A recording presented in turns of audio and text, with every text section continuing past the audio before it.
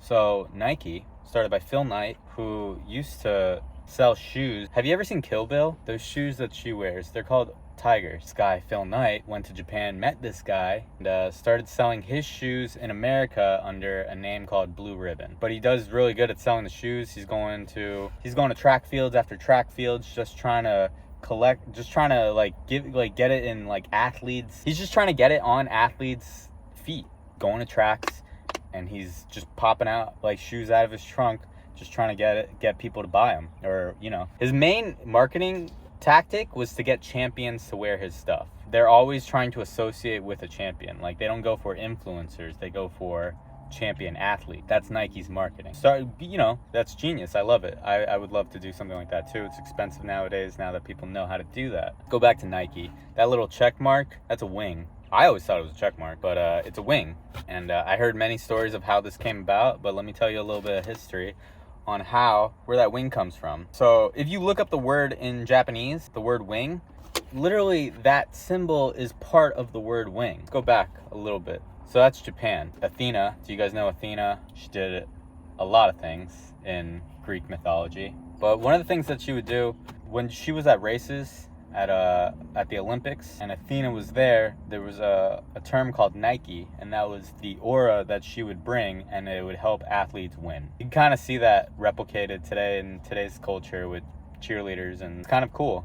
That was the original term of what Nike meant. It was the aura that Athena would bring to help athletes win. Then later in Greek mythology, Athena starts to warp into what is called what became its own god, just Nike, and Nike was the god of victory. The god of victory. In Greek mythology, you would see the wings on people's heads, so the wings on people's feet all the time. It's kind of just like a symbol for, like, if you see the wings on something, it's the symbol for that person is a champion around at this time in the past. If you see wings on it now, it's just wings. Historically, if you saw the wings in a painting on something, it was to signify to the viewer of that painting, of that sculpture, of that whatever, that this person is the champion in this setting. You might see a group of people and you need to know who's what, you put the wings on them. Nike famously had the wings on his feet.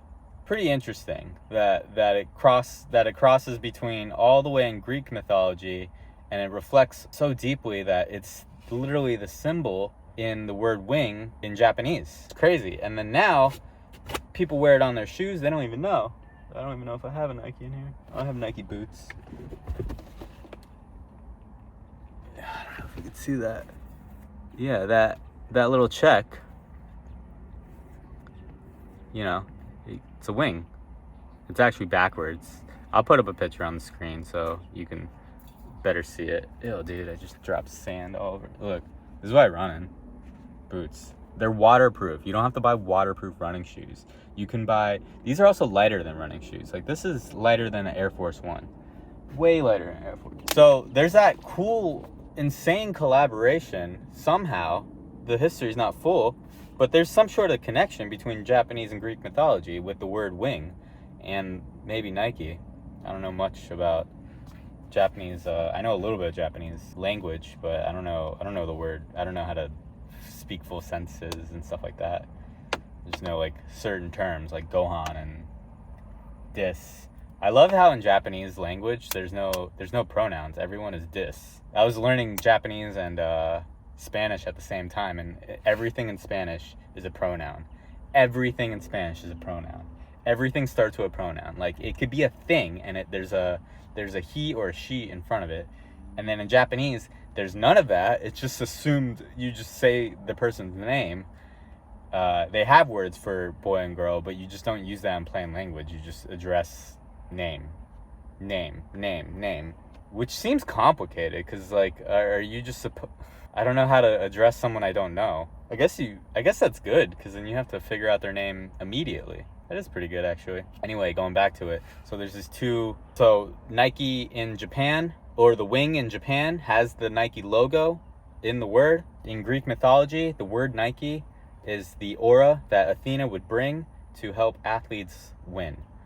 And then later became re-envisioned, 2,000 years later, re-envisioned the Greek god Nike, the god of victory. There's those two. Kind of interesting, because if you go back into the wing as a symbol for victory, or the god, or the all-powerful one, has always been a thing since all the way back to Sumerian times, all the way back to Mesopotamian times, all the way on the other side of the world in Aztecs and Mayans. Kind of weird that the wing was always symbol of the gods. And then now it's on everyone's shoe, and then it's probably the Nike check might be the most single valuable logo ever. They could put that check on anything and it'll sell out anywhere in the world.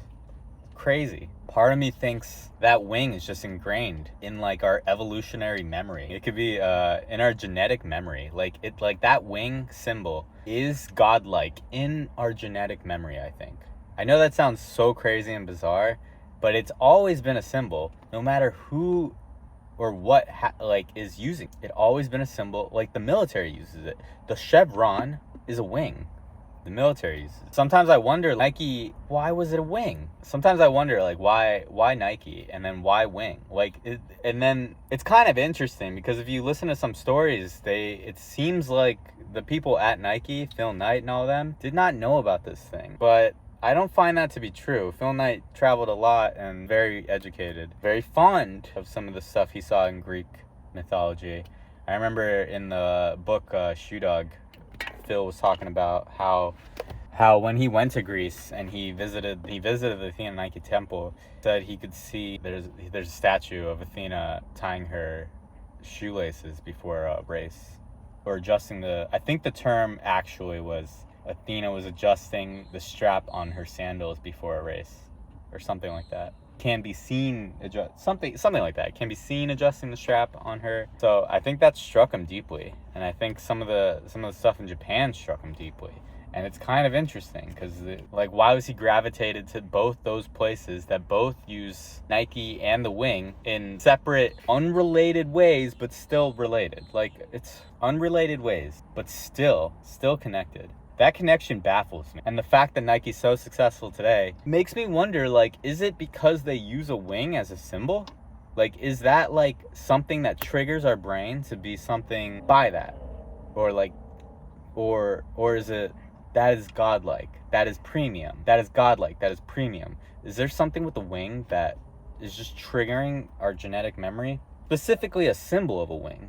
I'll find out. One day I'll find out. You know, I'm so young. I'll figure it out one day, and then I'll dig into it. I'll come back and I'll tell you guys, hey, Athena Nike is this, and symbol is this. I'll tell you guys one day. But right now, it just baffles me. I can't figure out what is the connection between all this. It just seems too convenient that the wing was always a champion symbol across all these cultures over thousands and thousands and thousands of years. The Egyptians used it. So interesting. When I figured that out with those Nike symbols and the chevron and the wing and Athena Nike and victory, how it's all connected and how it all just triggers all this weird stuff in our brain, I thought two things. I don't think Nike built this. I think Nike discovered this target, and they somehow, it seems like they built it, and a large part, I don't want to take credit away, because they definitely built something, but I think something with that Nike check, that wing, is very important to the human mind. Very important. And it makes me think even more, like, what other symbols exist that will do the same thing? And I think there's quite a few symbols that will do the same thing. That wing is a really good one, though. It's hard to beat that one. There's this book by Carl Jung called Man and His Symbols, and it goes through the psychology exactly as deep as I'm trying to see it. As deep as that. I'm trying to see it as deep as I can go. And it really does go into the psychology of it. Reading Carl Jung is also very entertaining, because he's very knowledgeable in the things he knows. But some of the stuff in that book blows my mind, and that's really what got me. I read Shoe Dog, maybe a few months before I read Man and His Symbols by Carl Jung. I read Shoe Dog by Phil Knight, the founder of Nike. I started seeing, like, his life. Like, he's talked about his life from, early years of how he was always running, and how he didn't really know what he wanted to do, and he was just traveling and, like, popping up different places, and he really wanted to sell shoes. He really wanted a Japanese running shoe. That was his thing. He searched the world for the inspiration. I think he found it really well. However, stumbling upon Carl Jung, Man and His Symbols, that book, now I start to think about, well, what is he, like, did he know these things too? Did he read Carl Jung and start to really understand, like, what symbols are and, like, really take advantage of them? Because in that book, if you read it, Carl Jung, Man and His Symbols, you'll start to believe it. I mean, I don't think it's voodoo at all. I don't think it's bullshit. I don't think it's anything like that. I think he's really, really discovering something in the human psychology that is deeply embedded in our fears and wants and desires and all this stuff, just in like symbols and imagery. Crazy. So, I mean, really, once I saw that, I wanted to figure out how to find that more, figure out how to find more of those symbols, and how can I exploit that for my own good? How can I use that to my own power? You know, and really start to master symbols and imagery and stuff like that, because that's gonna eventually incorporate into my video work. It's gonna incorporate into my storytelling. It's gonna incorporate into fashion products, anything I want to do. It's gonna be one of the most powerful things, I think. Who knows though? I open these books these days and I learn so much, and every book seems to be the most important book I ever read. It's wild that I never read before. It's wild. But yeah, I would recommend to check out Shoe Dog, Phil Knight, and Man and His Symbols. And I think you'll probably have a better understanding of it than me, because I'm kind of a nuthead. Maybe you'll learn something I didn't, and then you could tell I'm kind of a bonehead. That's what my friend Kyle said about himself. He was like, I'm a bonehead. And when I heard that, I was like, I kind of get that. I'm a bonehead too. Whatever though. So I don't know. That's it. Athena Nike, one of the greatest things I ever learned.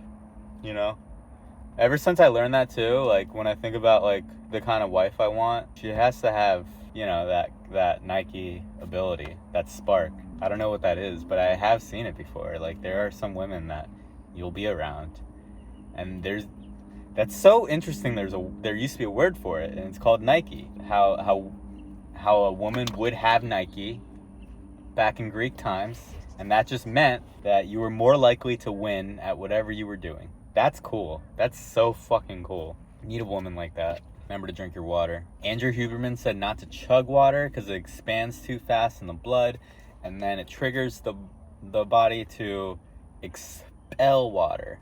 Anyway, that's all. Steve, I'll see you next time.